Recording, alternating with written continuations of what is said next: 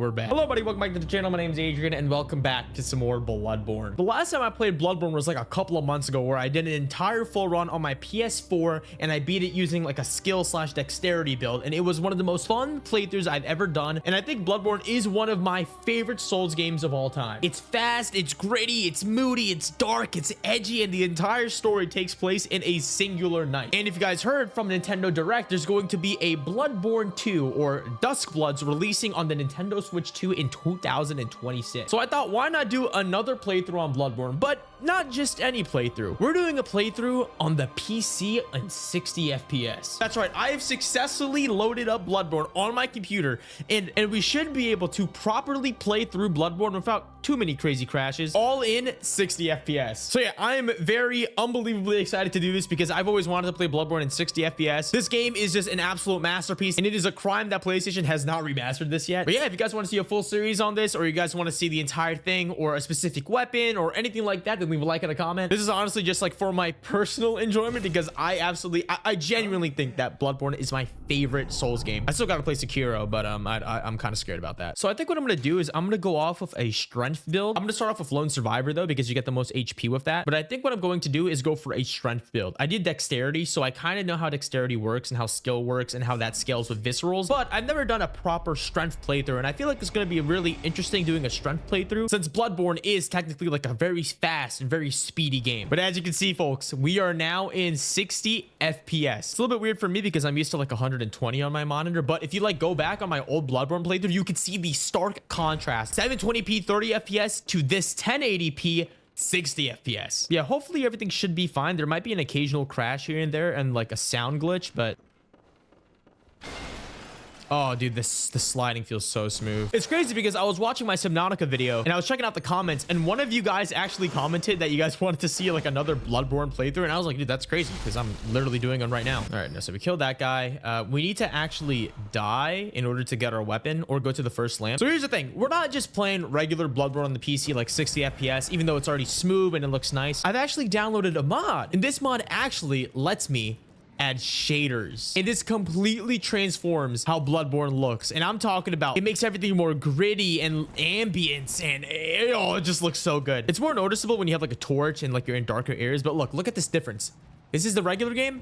This is with shaders on. So yeah, I'm probably going to keep this on for a little bit. If it lags too much, because this is more performance heavy, I'm going to take it off, maybe for like boss fights and whatnot. But for now, I'm just going to keep this on and, you know, make it look more like it's on PC. Yeah, it just looks, the game looks beautiful. It's actually insane. It is a crime that Sony has not put this on.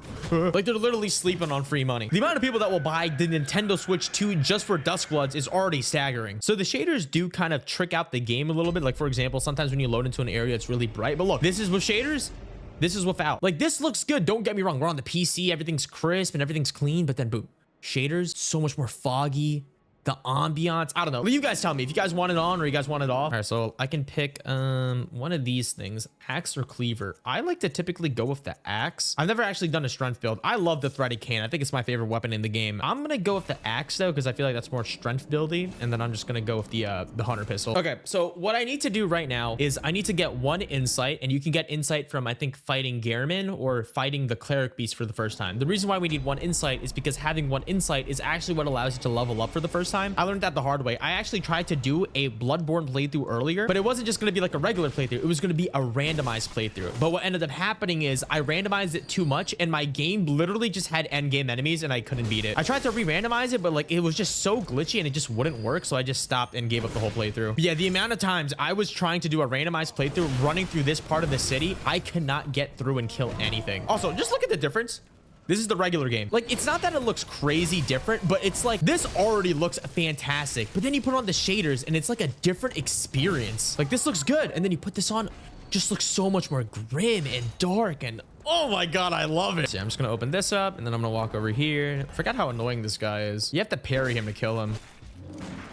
like that. Dude, it just feels so good. 60, oh my goodness. Yeah, I was trying to do a randomized run on Bloodborne because I feel like that'd be a really cool idea, and I don't think much people have done it. But the problem is I randomize it in a way where, like I said, really strong enemies spawn. But not only that, but if it came to like boss fights like Shadows of Yharnam or Living Failures, it would spawn more than one like boss. So like you could probably get like Moon Presence or a Bretis all in the same arena. And a lot of people had experiences with that with the mod because, you know, Bloodborne modding isn't like crazy. No, I did see like another thing for like Bloodborne. There was something called Project Alpha or Alpha Werewolf, something like that, where it basically brings back, or it's called Project Beast, where it brings back cut content from Bloodborne and like changes a bunch of stuff later on in the game. I was gonna play that, but then I was like, I don't know. I'd rather just play regular Bloodborne instead of complicating everything. Yo, this hunter axe is sick. I've never used this weapon before. Oh, a torch. Nice. So this is the game. Like I said, I like doing this. Turning it off, turning it on. This is what the game looks like with the torch. So let me open the torch. So this is a regular torch, right? Like, it looks nice. Looks nice.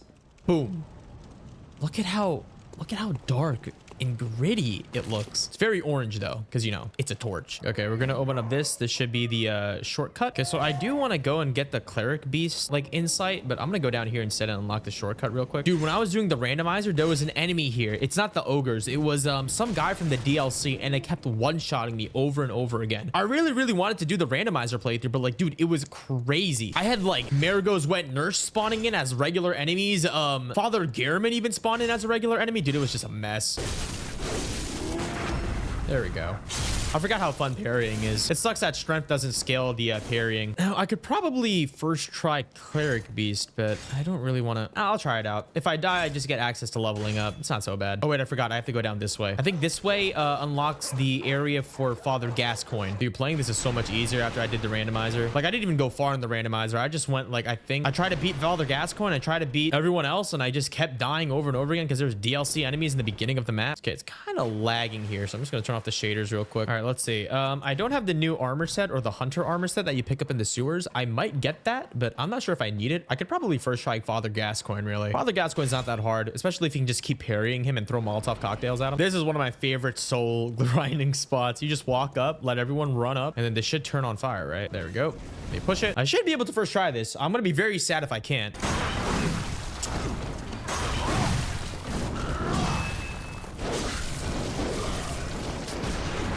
Pretty rusty, huh? Damn, I'm so rusty. Yeah, I haven't played a Souls game in a while.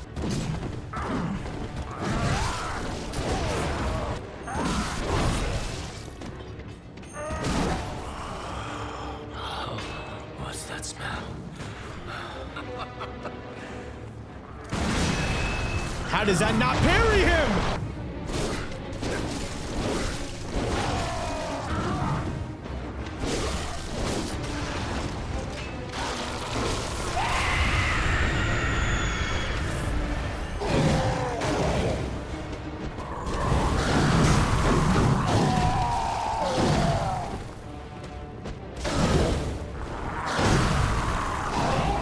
There we go.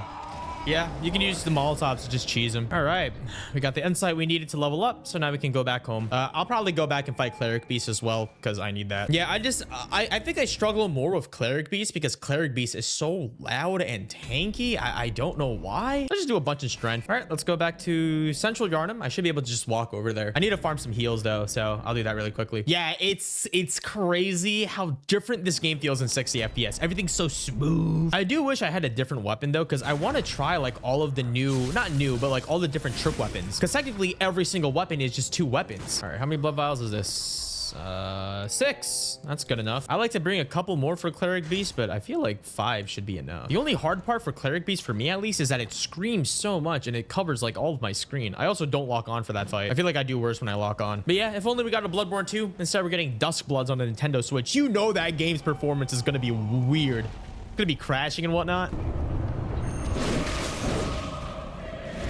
I can't see. I'm dead.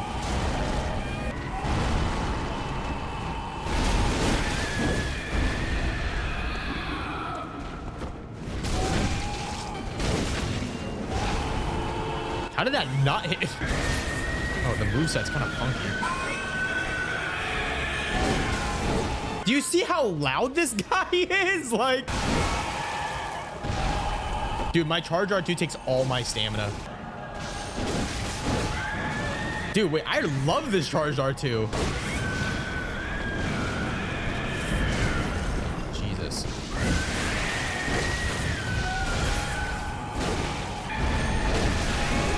I just break his arm? I don't know. And dead. I used way too many heals for that. I guess I'm a little rusty. That's probably why. All right, let's go home.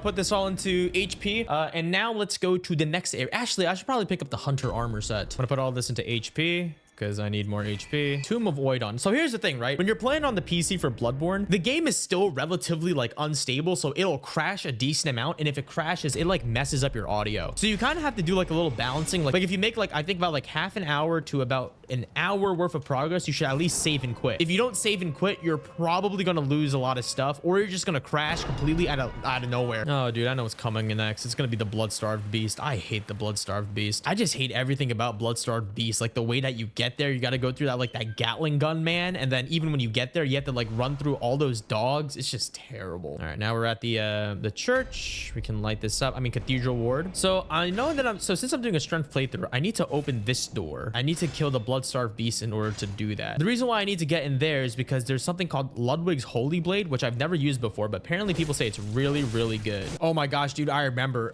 later on past this route, like next to the trail by Vicar Amelia, there's a guy with a Tonitrius, which is like the electric wrecking ball thing, and he is the most annoying person ever. I spent so long trying to kill him and I like got nothing. I think you do get the Tonitrius for killing him, but like for me it wasn't worth it because I'm not going to be using that. I'm pretty sure the Tonitrius or the Tonatrius, the Suttonrius, I'm pretty sure that thing is like an electric type, and like you can use it for like an arcane build or a blood tinge build. I don't know this. And then we go over here, we open this up, that opens up that coffin down there. Yeah, opens up that coffin, and then I'm gonna pick up Madman's Knowledge over here. But before we do that, let's go over here and talk to Alfred, right? Hello there, brother. Thank you, brother.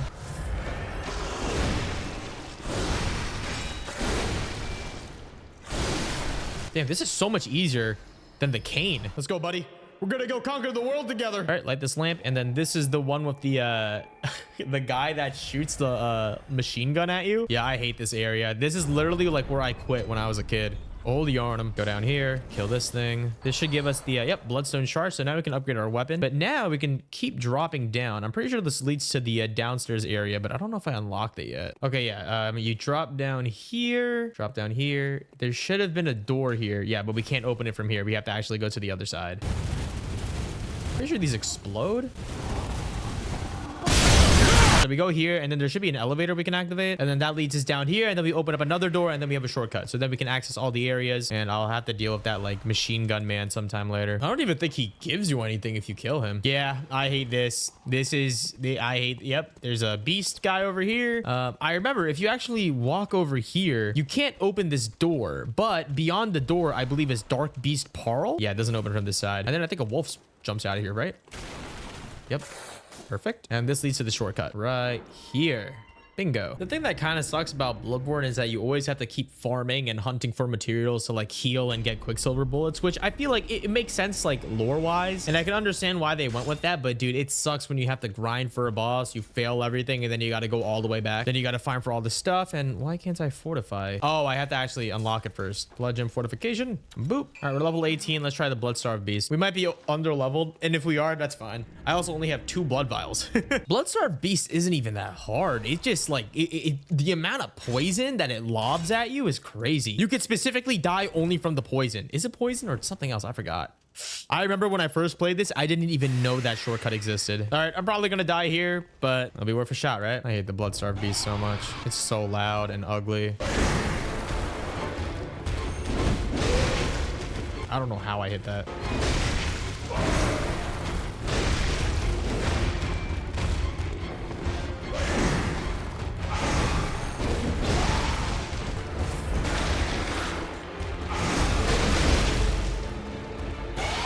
What? I staggered it.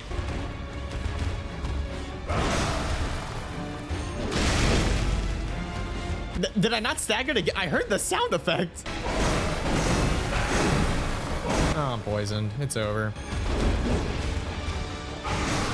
Yeah, it's over. The poison It's dumb. You get hit by the poison and you just die immediately. I'm probably gonna have to farm 4 blood vials. It's not gonna be too bad, but I could probably just farm blood vials and then do this next episode because, dude, this fight genuinely isn't hard. It's all just patience and not getting hit and dying to poison because you have low HP. Oh wait, I forgot.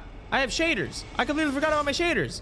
I turned them off. But yeah, I think what I'm gonna do is, you know, I'm probably gonna do a full playthrough again because this is in 60 FPS and I want to play some Bloodborne or just some Souls game. But yeah, I'm probably gonna grind for some blood vials and then afterwards I'm gonna go get a hunter armor set, the one that's in the sewers that gives you all the extra like defense and all that type of stuff. Oh, just look at this shot. Oh, it's crazy. But yeah, I'm probably gonna go do that. I'm so excited for Duskbloods to release. I'm gonna play Nintendo Switch 2 probably for like a month straight. I can't wait to play Legends Arceus and all that. But yeah, I think that's gonna be it for today's episode. If you guys want to see a full series on Bloodborne PC, like I already done Bloodborne. This is just going to be the same thing, just with a strength build and in 60 FPS. But if you guys want to see more episodes, and leave a like and a comment. Yeah, this is honestly just going to be for me. I'm just having fun, you know, just to relax and just do something else other than Cobblemon. But yeah, thank you guys so much for watching. I'm going to be grinding for blood vials and get a brand new armor set. But yeah, thank you guys so much for watching.